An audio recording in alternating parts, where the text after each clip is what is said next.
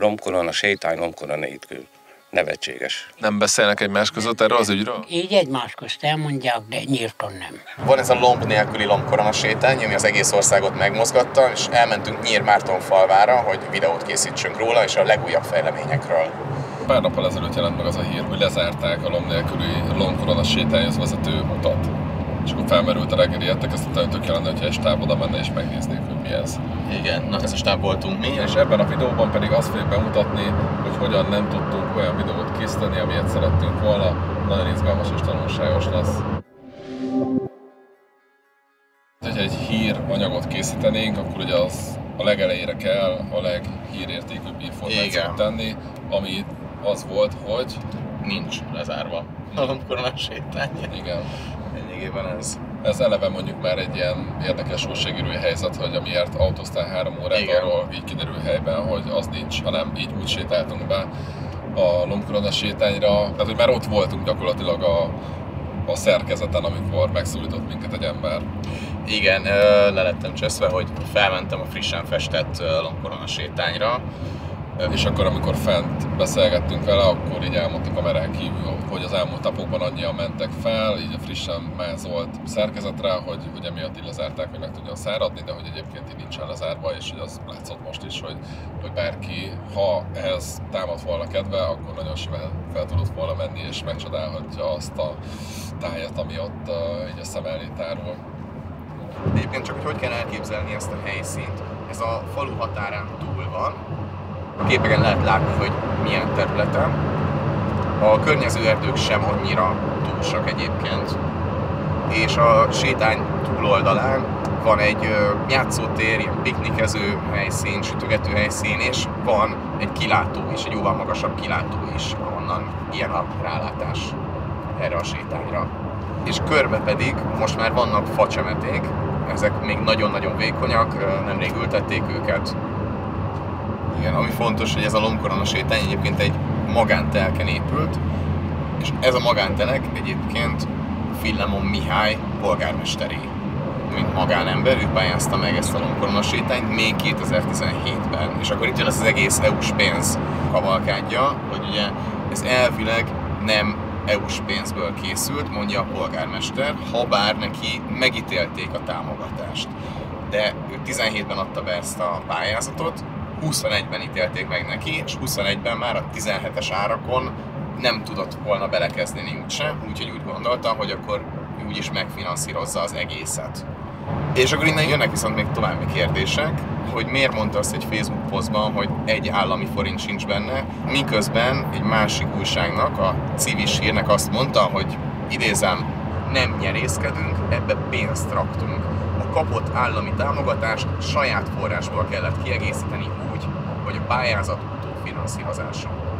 Tehát volt valamilyen állami támogatás mégiscsak ebben a sétányban, a saját elmondása szerint, de hogy pontosan mennyi, ugye sem tudtuk megkérdezni tőle. De nem ez volt az egyetlen misztikus elem a lombkorona sétány körül, hanem talán a legizgalmasabb pillanat az volt, amikor oda mentünk a sétányhoz, és találkoztunk ott 2 úrral, akik éppen hát ilyen nagyipari mennyiségben locsolták a facsemetéket. Igen, és ugye megkérdeztük tőlük, hogy ők olyan közmunkások-e, és azt mondták, hogy nem, ők valójában szívességből a munkaidejükön túl locsolják ezt, mert vannak olyan viszonyban a polgármesterrel. Igen. De az önkormányzat alkalmazásában állnak egyébként. De azért azt a kérdést is szerintem legitim feltenni, hogy egyáltalán van-e bármi értelme egy falu határában, gyakorlatilag Magyarország legszélén építeni egy lombkorona sétányt, tehát még hogyha lennének is lombkoronák, és nem vágták volna ki őket, akkor amúgy mennyire lenne vonzó turisztikai desztináció. Szóval önmagában, hogy miért akart ide egy lombkorona sétányt, hogy akkor ez kinek a pénze, mennyiben saját pénz, mennyivel állami pénz. Na, ezek azok a kérdések, amiket szerettünk volna feltenni a polgármesternek, de ő, hiába telefonáltunk az irodájának, nem akart velünk szóba állni. Mit mondtak egyébként, hogy miért nem? Mert ugye te beszéltél velük, én csak hallottam, hogy beszélsz a titkársággal. Annyit mondtak a titkárságról, hogy amikor először kerestük őket, mondtuk, hogy már úton vagyunk, mikor érünk le, és hogy szeretnénk vele beszélni. Akkor azt mondták, hogy átadják ezt az üzenetet, kértek egy telefonszámot, nevet, és aztán nagyjából 3 órával később, amikor már nagyon közel voltunk, akkor újra rájuk csörögtem, és mondták a titkárságon, hogy átadták ezt az üzenetet a polgármesternek, de nem akart velünk beszélni. Nem nyilatkozunk. Hagyj, ne nyilatkozzak már, jó? Nem. Rengeteg ember, akit megszólítottunk, egész egyszerűen nem akart velünk szóba állni. Volt olyan, aki persze szóba állt velünk, és elmondta, hogy őt nem igazán érdekli ez a dolog. Nem is tudom, hogy merre van, és nem is voltam még ott, tehát így nincsen véleményem, nem tudom véleményt alkotni. De akkor nem is érdekli annyira, hogy megnézze? Nem nagyon zavar. És voltak azért olyanok is, akik meg eléggé kritikusak voltak a projekttel, illetve a polgármesterrel kapcsolatban. Lomkorona, sétány, lomkorona étkő. Nevetséges. Ez egy ablakon kidobott pénz.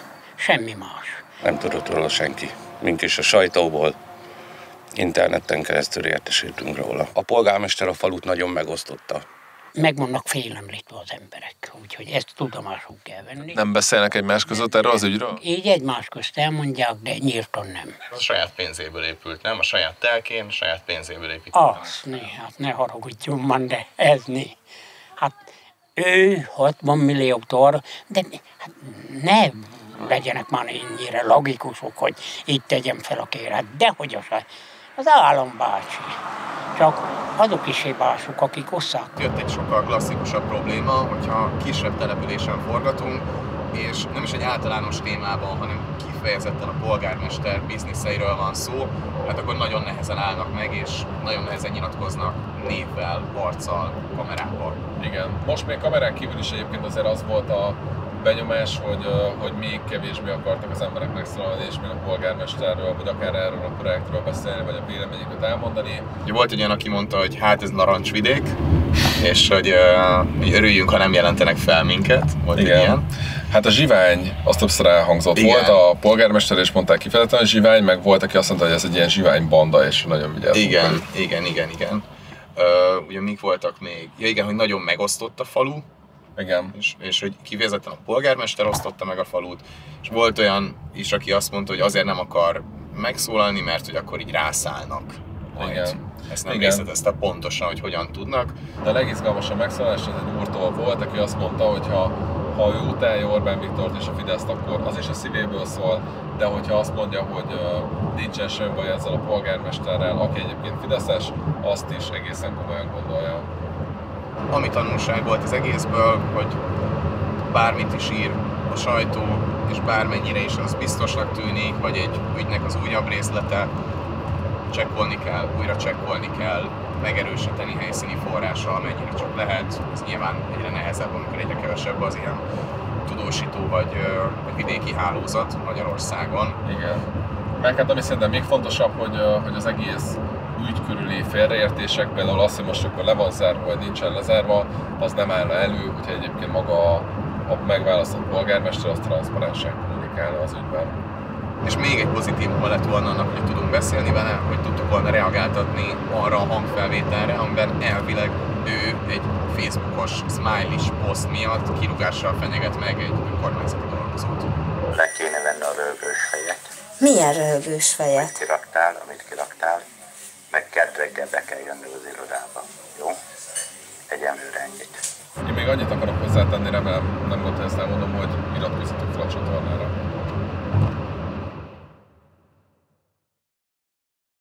Azt érzem, hogy valami olyan anyagot csinálunk, amit még senki nem csinált meg előttünk. Ez a hogyan nem tudunk vidéken forgatni videó. Tök jól ki van találva, össze van rakva az egész. Ez a média sulikba szoktam anyag lesz. Hát szerintem már holnap jönnek az ELTE-s diákok, mert nekik fogom vetetni. Na ott egy ember.